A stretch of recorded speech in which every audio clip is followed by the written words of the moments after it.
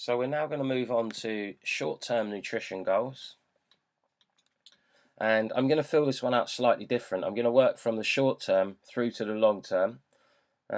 Remember, you can do it the other way round, like I've just shown you. You can work from long term backwards, or you can continue to work from short term forwards. But just to show a slightly different way of doing it. So the S for this one, the specific goal. Now, you remember earlier on in the 24-hour food recall that David was drinking white coffee with 2 sugars. Now, we may look at reducing or changing some of the types of food that he eats to follow the Eat Well plate, and we might talk about reducing sugary snacks, or sugary substances that he puts into his body. So the first thing here that we might say is, in the short term, to cut sugar intake in coffee from 2 sugars to 1 sugar. Again, let's keep it numerical at this stage here. So you can see here we've got a specific starting point and a specific finishing point again. How would I measure this? Well, outcome of the food diary or 24-hour recall. David can use his phone to take photos or use MyFitnessPal, which is an application for a smartphone.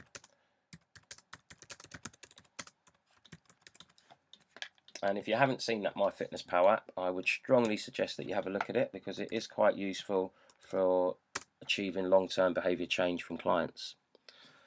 David and I have agreed to this goal.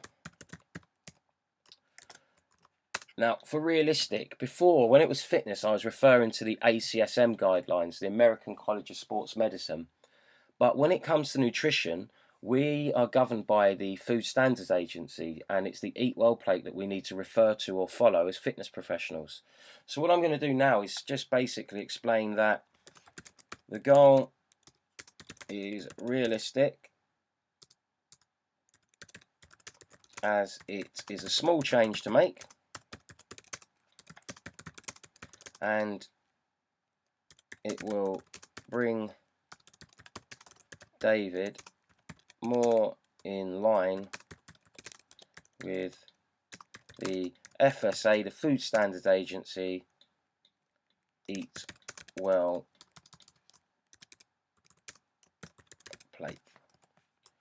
And this one, because it's such a small goal, I'm just going to make it time bound for 1 week.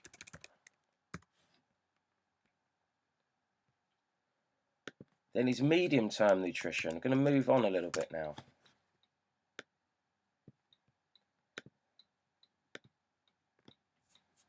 Now, when we were studying our anatomy and physiology on the course or reading through our manuals, we looked at the pie chart for the muscle constitution, and we decided that a skeletal muscle is made up of about 70% water.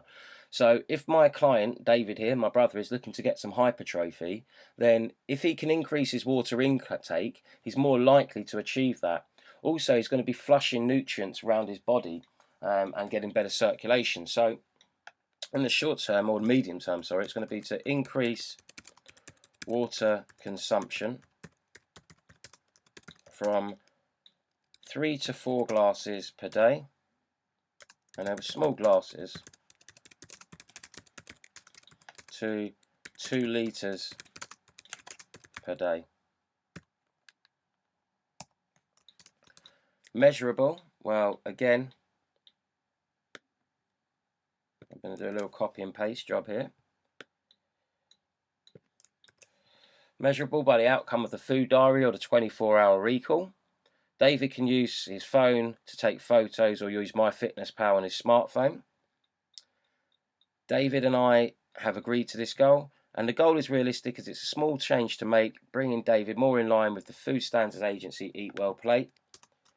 David can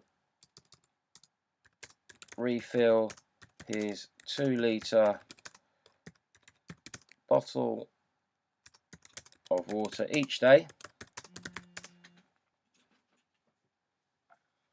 to ensure that he drinks it and can measure.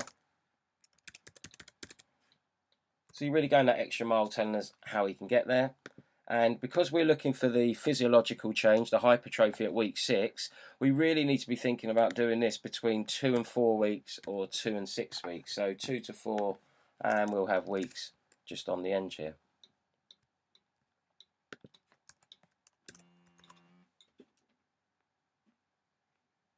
Then we're going to start to look at the long term.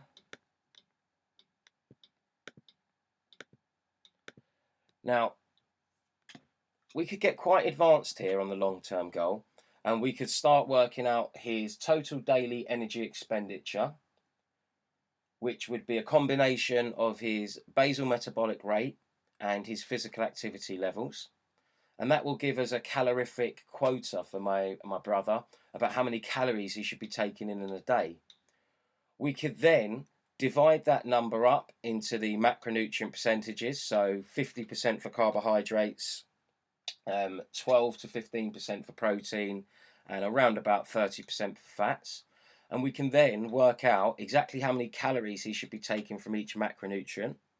And once we know the calories that he should be taking, we could then go as far as to divide that by 4 for fats and protein, for carbohydrates and protein, to work out the exact grams he should take in.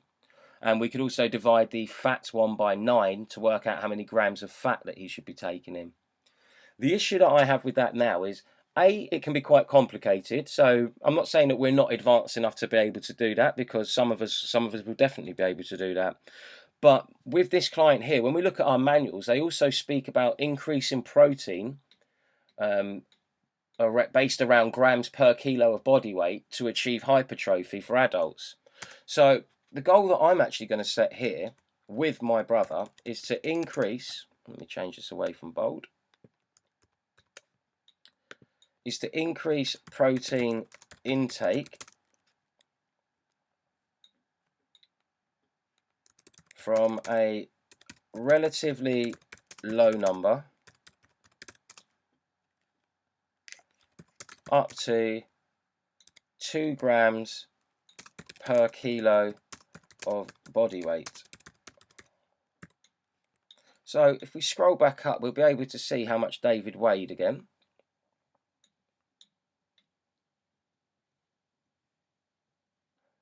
So he weighed 76 kilos.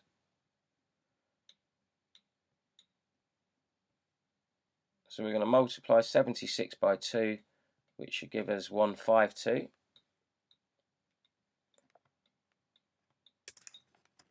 So if we do 76 kgs times 2 equals, or 76 times 2 equals 152.